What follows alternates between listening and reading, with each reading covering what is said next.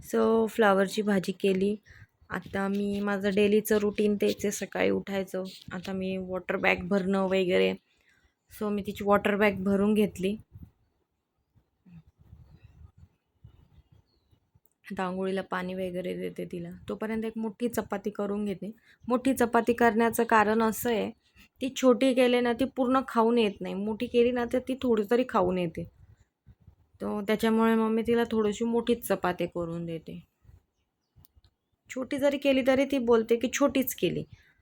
तर मग मोठी केली ना थोडी खाली तर पोट भरतं. तोपर्यंत तिला उठवते. पण तिचं रोजचं हे, उठवलं की 5 मिनटं परत झोपून घेते ती. आता परत झोपली.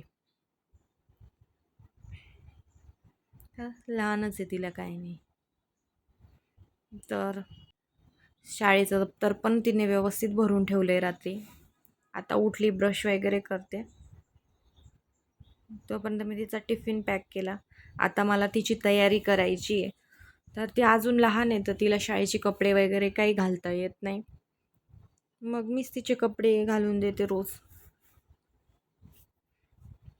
माझं हे रोजचंच रुटीन आहे. उठायचं, सगळं तिचं आवरायचं. जोपर्यंत ती शाळेत जात नाही तोपर्यंत ते असतंच. एकदा स्कूल व्हॅनमध्ये गेली की ती त्याला म्हणजे मला ताणच नसतो काही. लहान बाळ म्हटल्यावरती त्याला काहीच करता येत नाही. 7 वर्षाची म्हणजे ती खूपच लहान आहे अजून. आता ती रेडी होईल. आता ती दूध प्यायला गेली आहे.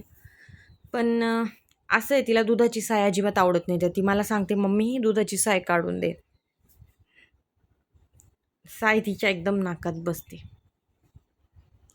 तर दूध पिऊन आता शाळेला जायला निघाली. ती व्हॅन आली खाली, तर आम्ही चाललो आहे खाली. आता व्हॅनमध्ये बसेल आणि जाईल. रडणार वगैरे काहीच नाही, त्या बाबतीत खूप शहाणी आहे ती.